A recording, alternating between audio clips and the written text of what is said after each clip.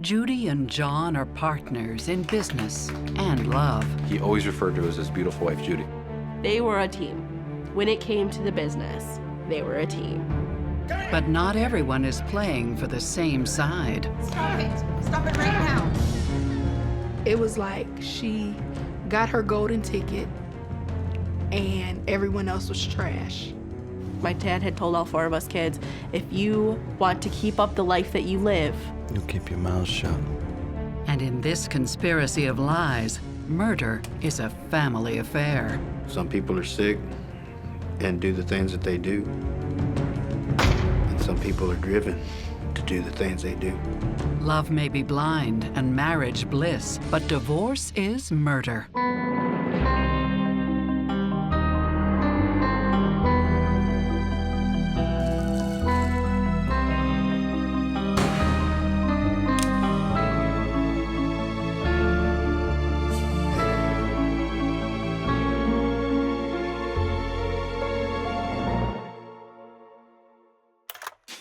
Northwest Indiana, a notch in America's Rust Belt. In 1989, some industries here are thriving, and some entrepreneurs are reaping the rewards. John Parker is well on his way to becoming a millionaire.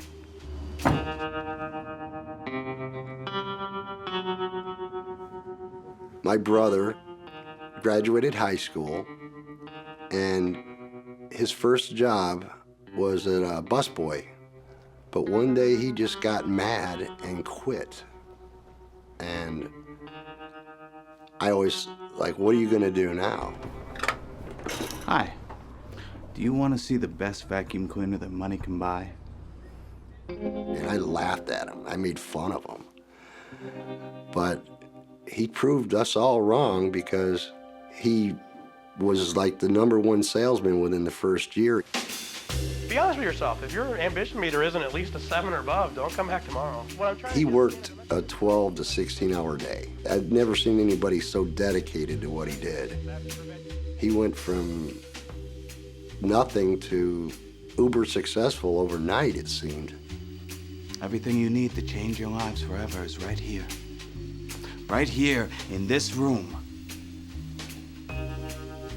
Every single front door that you're going to approach is a new opportunity. John believes in his vacuums and inspires others to do the same. I trust in all of you. Actually, I was working at McDonald's in their drive-through window, and John came through the drive-through, and he said, "You look unhappy here." And I said, "I am." And he gave me his business card, and he said, "I own a business around the corner. Why don't you come and check me out?" He inspired me to want to do better, to want to do better at my job. I want you to go out there and I want you to trust in yourselves. You know why? Because I trust you and I trust you. It was like a pep rally every morning. I mean, everyone was excited, and there was more energy in a 9 o'clock morning meeting than you'd see at a Super Bowl game. I mean, it was crazy. Make the sale. Yes. Woo! All right. It was fun. John made it fun. John's star is rising when Texas native Judy Hicks walks into his office for the first time, looking for new opportunities in life John and Parker. maybe in love. Do you want to see the best vacuum cleaner that money can buy? Actually, I'm just looking for a job. Oh. Well, I'm not really looking for anyone right now. You're gonna want to hire me. I can sell better than anyone in this room. Okay. Why don't you give me a call? Unlike John, who lived a middle-class life in Indiana, 20-year-old Judy grew up poor in Texas, one of 3 children. Judy married young and had 2 children with her first husband, Roy. But the marriage falters, and a divorce swiftly follows. To make ends meet as a single mother, she needs a career of her own. John helps her in that regard, first as a mentor, then as a lover. My brother was crazy about her. To be honest, my brother looked a lot like I do. Add 50 pounds and knock off 8 inches of height. He wasn't exactly Don Juan, let's just put it that way. He loved her, and it was almost like That was his first love, like that type of love. The closer they get, the higher they climb. Her and John seemed to really take off. I thought that they were equally matched. She was his backbone. They were a power couple. Okay, guys, here we go. You ready? Welcome to J&J. In Michigan, they start a training center for other salespeople, schooling them in John's unique methods of persuasion. He named it J&J for John and Judy Parker. John and Judy marry in late 1992 in St. Joseph, Michigan. Everything was fine. The wedding went great. John seemed like a really nice guy. The marriage cements an increasingly dynamic partnership. We were the top office, the highest producing office in the Midwest. And the first thing he would always do in every single speech that he would give in front of thousands of people, he'd call up his wife and say, I couldn't have done it without this, my beautiful wife, Judy. First of all, I thank my partner, my wife, Judy. My beautiful wife, Judy. He always referred to her as his beautiful wife, Judy. Somehow, they find time to have 2 more kids to add to their growing family. Judy's kids, Christina and Daniel, are joined by half-sister Tiffany and then baby Erica. It was just like a real family business because the whole family was there. It was pretty cool, but the kids were basically growing up a lot of times in the office. Christina was like my little sister, man. I really looked out for that girl. She was the sweetest little, the little perfect angel kid. Daniel was hyper. It was like the second day I was there. Grabbed this balloon and he punched me in the nuts. Like, what's wrong with this kid? He was just angry or something, Hey, come on, guys. As business booms and the family grows, the Parkers enjoy their newfound success and wealth. We need to go. He had lived in several really luxurious homes, and he had $1,000 suits and the whole 9 yards. He had the nicest toys any man could have. They went, Australia, Europe, Mexico. My parents literally went on probably about 4 vacations a year. His philosophy was to exude success, to try to motivate the people that worked for him to be successful as well. After years away, Judy finally brings John and the kids back to meet her family in Texas. First time I had seen my sister since she was 16. You look great. It was real emotional. So great to see you. It was really nice because that was the first time I met John. Hi. John Parker. How are you? Pleasure. John was showing off his Rolex watch. You like the watch? Which was really cool. I guess if I had a Rolex watch, I'd be showing it off too, Psychotherapist Stacy Kaiser and forensic psychologist Brian Russell have concerns about a relationship that puts image over substance. As a business team, John and Judy are a great pair. They're both dynamic, they're driven. I think Judy was looking for someone to take care of her and her kids. And she's found a guy who is driven, he has money, and he appears to care about her children, so that's a perfect package for her. And John, on the other hand, is looking to have a family and sort of have that image of the perfect family man and businessman, and Judy does complete that puzzle for him. I think wealth and material things are a very weak glue for long-term romantic relationship success. If the wealth is a byproduct of some kind of a shared interest or shared passion between 2 people, then I think the passion can be a good glue. But it's hard to imagine people being seriously passionate about vacuum cleaner sales for any reason other than the material things that it was bringing.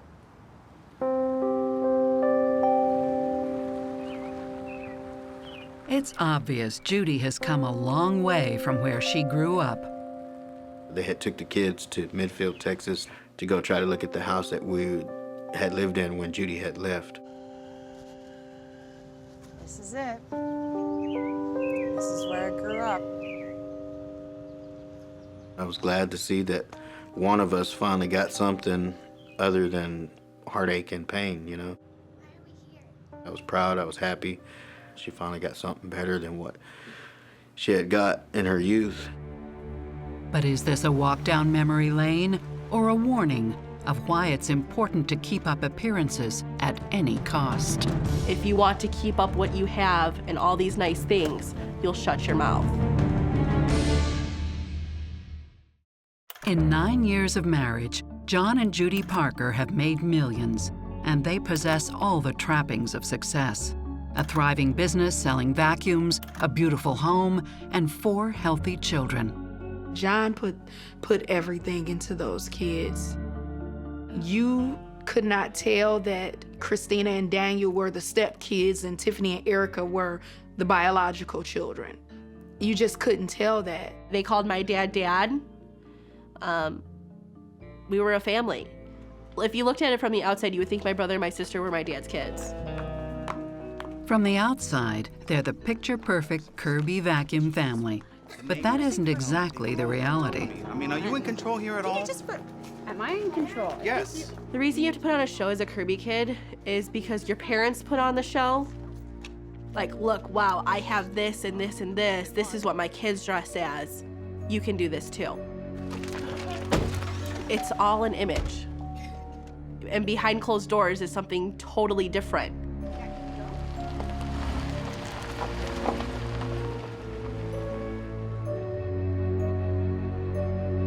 When Judy visits her brother in Texas, she confesses that the marriage is going through tough times. We're having some problems. They just don't get along with John. Sorry to hear that. Judy and John were going through some difficulties in their marriage. Judy claims John is mistreating her 2 oldest kids. Get up here. Come on. I want you two to clean this mess up like I asked you to do before. I know Christina and Daniel were being treated a lot different because of him not being the father. Why can't she help?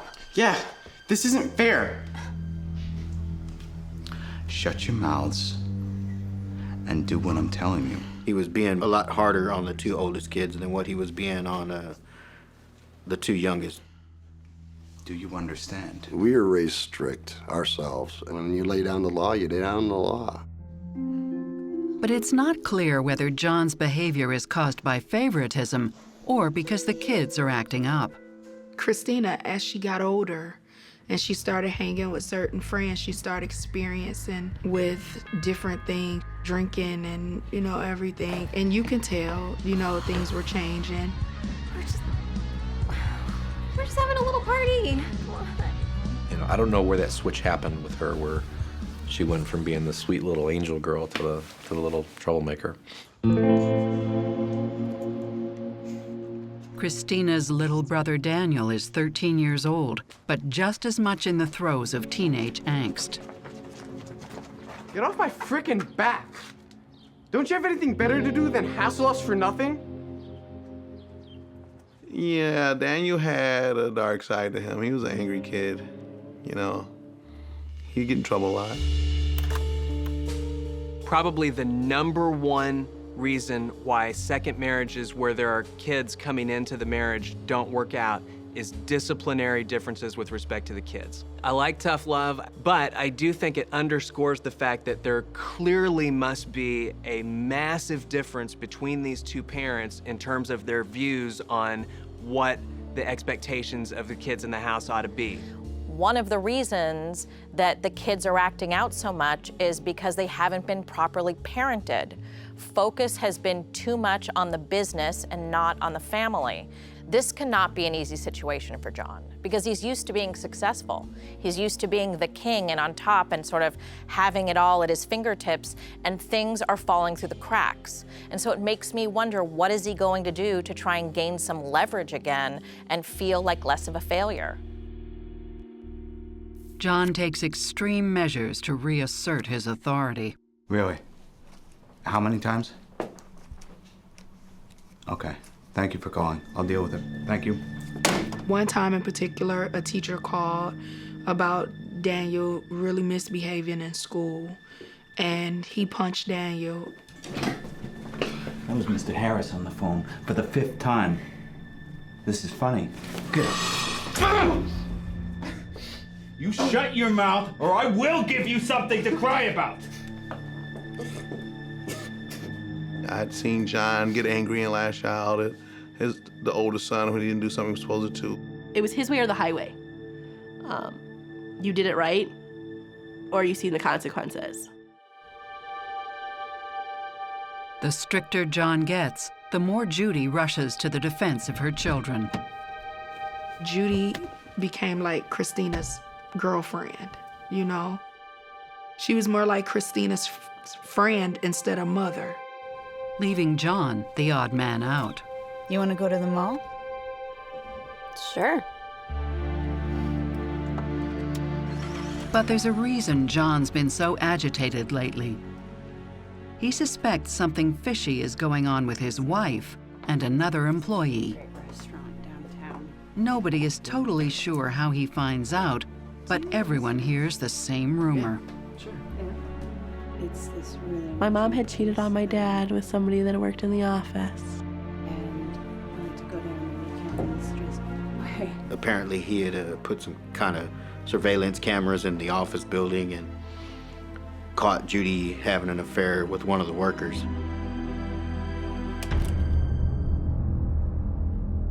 Neither one of them were dressed. At this stage, I think that the relationship is truly a mess. It looks like the business may suffer and the family may suffer because of it. I was a little surprised to hear that Judy would have an affair on John, particularly with someone in the workplace, because that's the place where things have been going well. And so it would surprise me that she would risk sabotaging things. Once the affair happened, or one night stand, whatever it was, everything changed. I saw you. On the security camera, I saw you. What are you talking about? Are you really gonna make me say it out loud? John had a big ego, and this was the ultimate blow to that ego. Make me say. I'm sorry. Do you not have anything else to do? Maybe you could go do some work! It was really tense towards the end, really tense. He yelled at everyone. Nobody was exempt from John's yelling. The kids, the employees, customers, it didn't matter.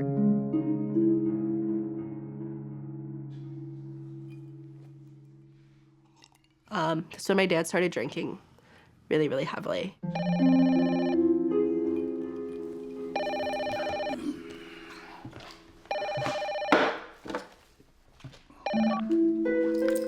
Oh. My dad came home.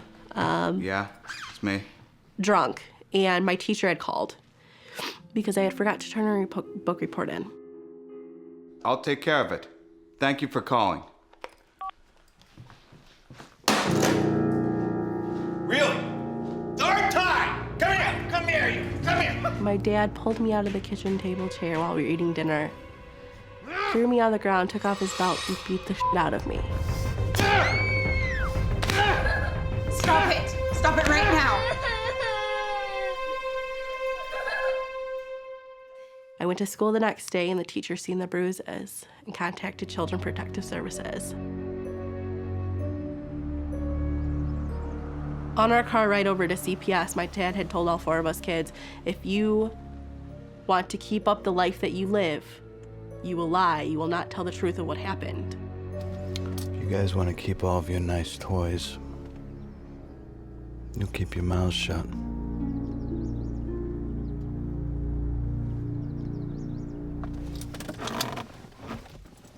My dad made me tell them that my brother was the one that hit me.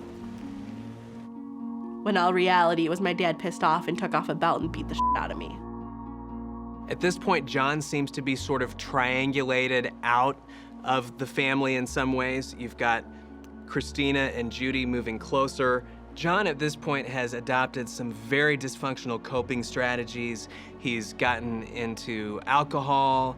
He has allowed his anger to come spilling out at the children. I really am wondering if perhaps John will become violent also towards Judy.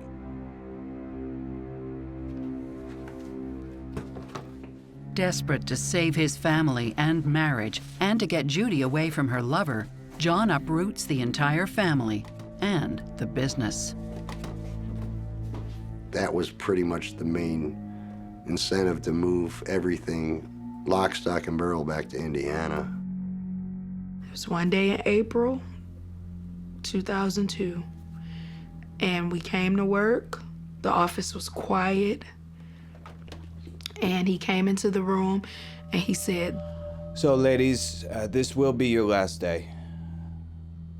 You'd better leave now so that you can file for your unemployment. Thank you." It was that quick.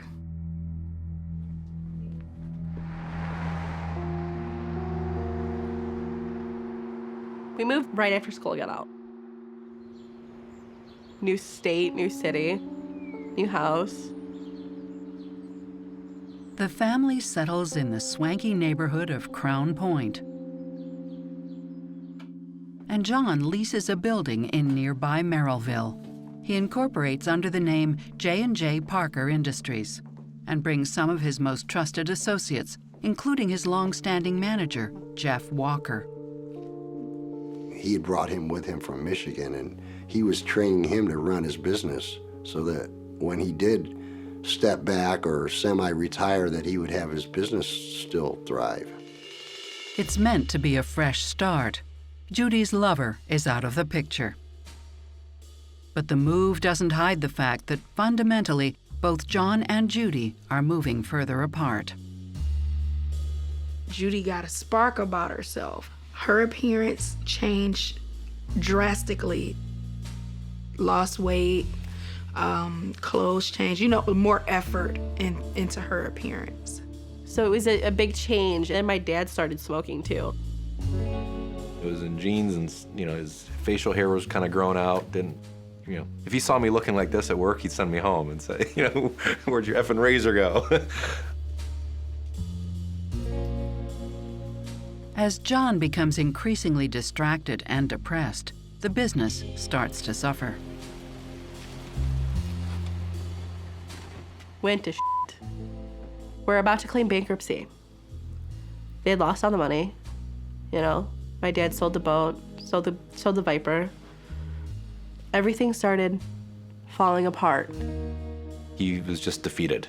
He's always been, the positive one, and it really hurt to see that. I'd never seen him of anybody act the victim. There'll soon be a real victim of this dysfunctional relationship. The murder was completely covered up, swept under the rug. With his marriage falling apart, John Parker moves his family and his business to Indiana. But crossing state lines might not be enough to keep his wife Judy faithful. At the office, rumors swirl like dirt in a vacuum bag that the boss's wife is still seeking some on the side, with John's faithful employee, Jeff Walker. Everybody kind of knew, sometimes you just stay out of things, Whether the rumors are true or not, the tension between John and Judy is worse than ever, and Judy decides she wants out. So I know it's difficult. My mom had pulled me aside and was like, if me and your dad divorce, who do you want to live with? You have to choose. It was hard to decide. But John isn't ready to let Judy go. This man took this woman from rags to riches. Really did everything, and put her on the biggest pedestal all the time, John does what he can to make it difficult for Judy to leave him. He's controlling the money, controlling the assets. Like, if you leave, you're gonna leave with nothing. And rightfully so, Judy probably felt like, well, I worked just as hard as you have to create what we have. This is as much as mine as yours. I remember somewhere along the line, the comment that was made was, "It's cheaper to keep her." Even so, John holds on to the one piece of evidence that proves her infidelity. I know she said that she had asked for the video tape at that time, and he didn't want to give it to her. I think it was more of me keeping this as a safety net, just in case you want to leave and file for divorce or anything like that. I have video of you being an adulterer, so, you know, it would play more into his favor for a divorce. Problems in the Parker home are affecting the kids. But now it's not just the older children who are acting up. Me and my friends had actually lit the school woods on fire. Like a 40 by 40 square of, you know, burnt down trees. Quite a bit of damage. The fact that Tiffany is now getting into trouble at school just sort of underscores something that we as psychologists know to be true, which is there is almost never a child in a household situation like John's and Judy's that is unscathed. Typically, children and teenagers act out the problems that are taking place in their family. And so now it's just another person in the family that's being drawn into problems, drawn into trouble.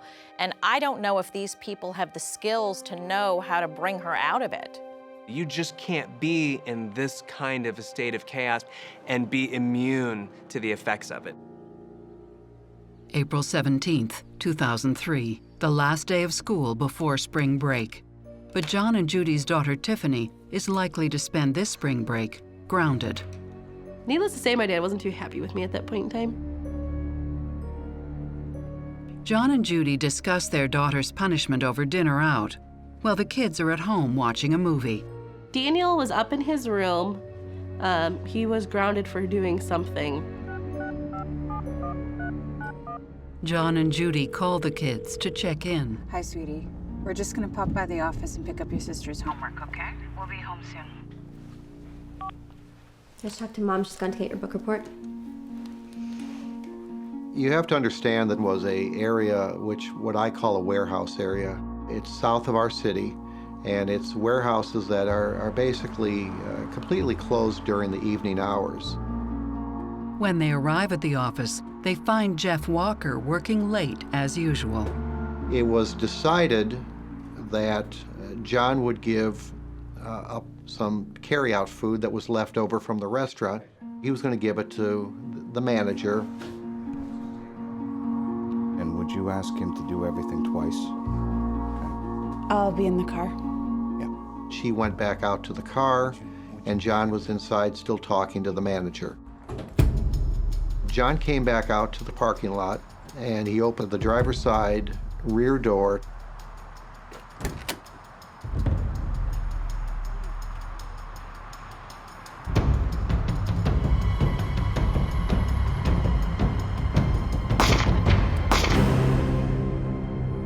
Two shots ring out in the night.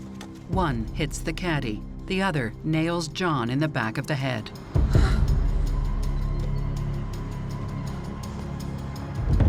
He was gunned down right there on the spot.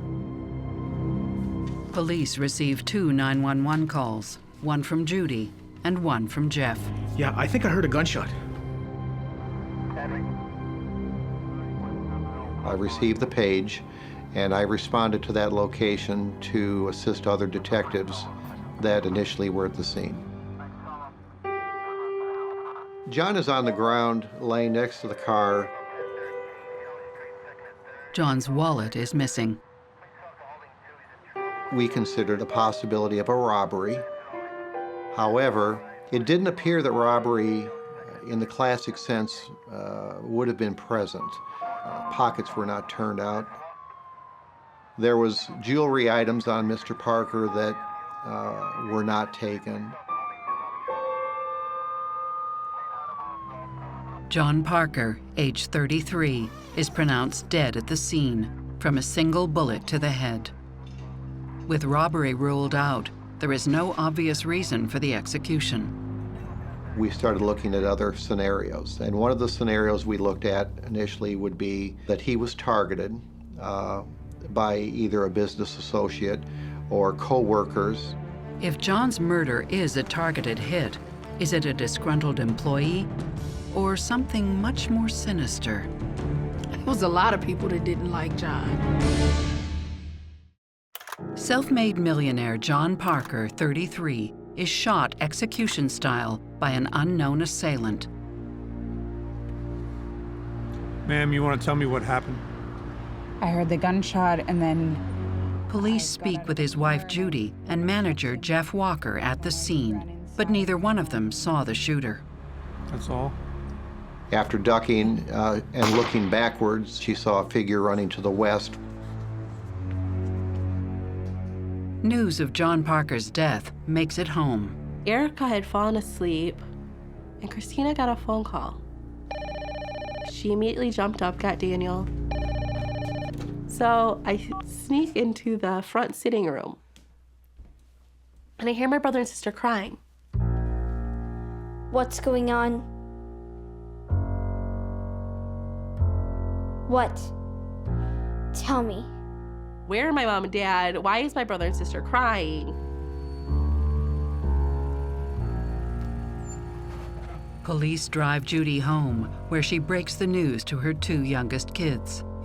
When we arrived at the scene just to take Judy home, we found a household full of people at 4 o'clock in the morning.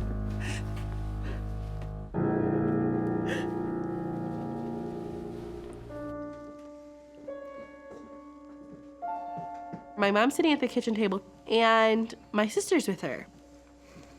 We have to tell you something. You should sit down. And Erica goes, "When's Daddy coming home?" And my mom started crying and said he's not. Over the next couple of days, police compile a list of suspects, which includes almost everyone in the family's life. We literally talked to dozens of people, friends and family, co-workers. 2 days later, at Easter dinner, the mood is somber. But it seems Judy has found a new friend to help ease her pain, Jeff Walker. We were told that there was an interaction between Judy and the office manager. People described it as almost a relationship, which we thought was unusual. But what happens next is even more unsettling. 4 days after the shooting, Judy's 15-year-old son Daniel is taken into custody for questioning, alleged to have some type of connection to the murder. 2 Crown Point police officers had been summoned after some teenage gang members acting like big shots, flashing this roll of money. The teens have an explanation for this cash. They had been approached by Danny under the pretense of Danny wanted the stepfather killed. The boys claim Danny paid them to do the deed. The officer, thinking this was far-fetched, wrote up a report and confiscated the money. I don't know specifically if it was ever followed up on by a detective, other than nothing ever came of it. Then, 6 months later, John Parker is shot dead.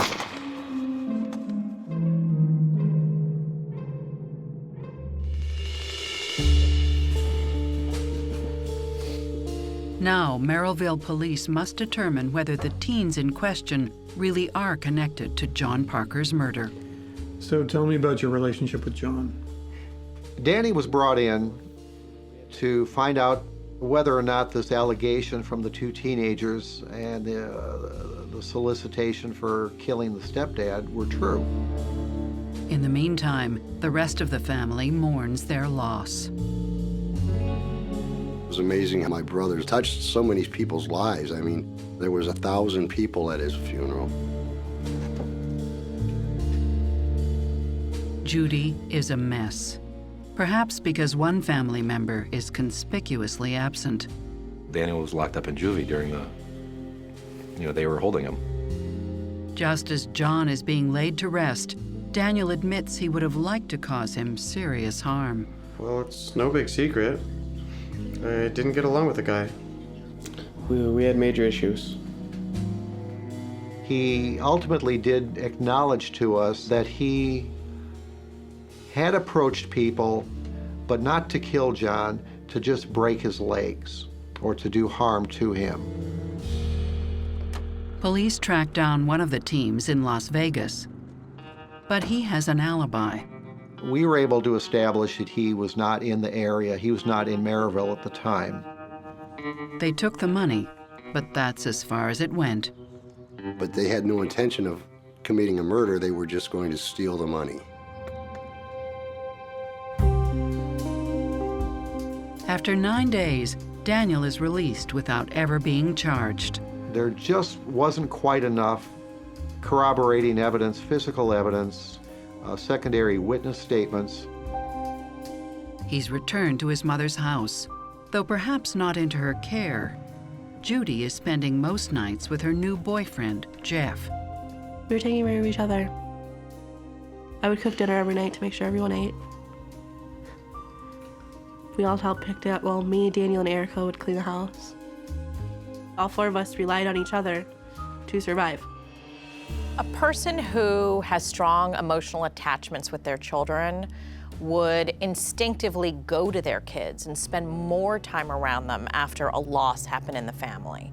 And the fact that Judy has done the total opposite says to me that she not only didn't totally attach to John, but she isn't even completely attached to her own kids.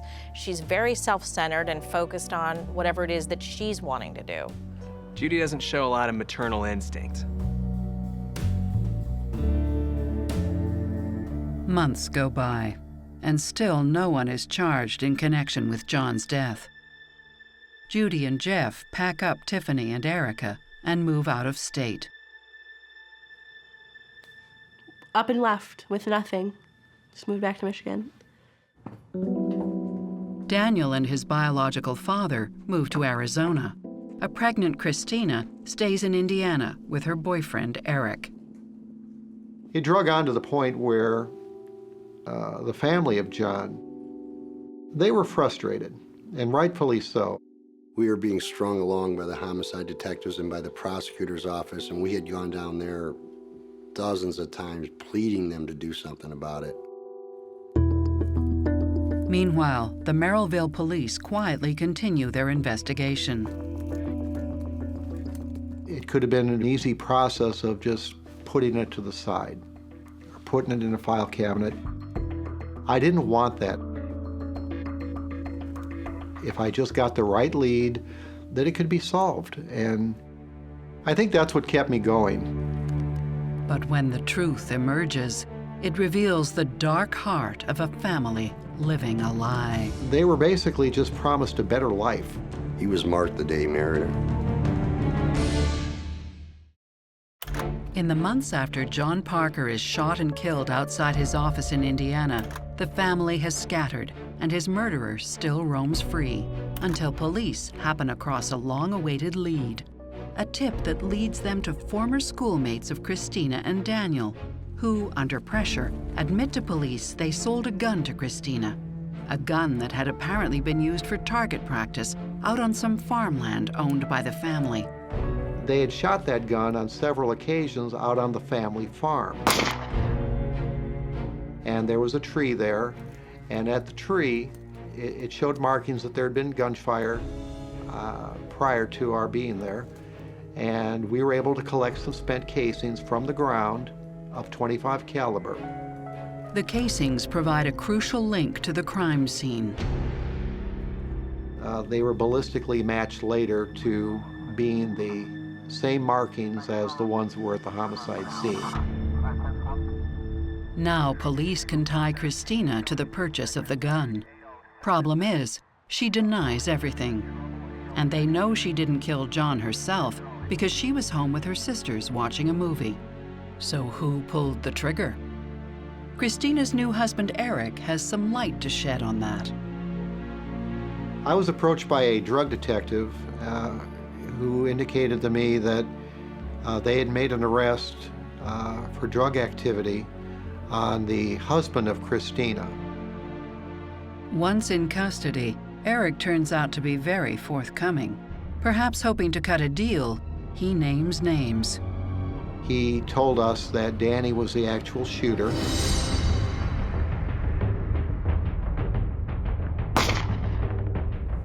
Daniel Lee Hicks, now 19 years old and living in Arizona, is charged with murder and conspiracy to commit the murder of his stepfather, John Parker.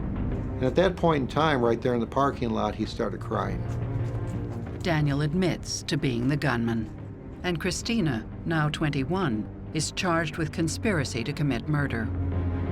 She admitted to buying the gun, and she admitted to providing the gun to Danny. While Christina was watching TV with her sisters, Daniel snuck out, did the hit, then snuck back in.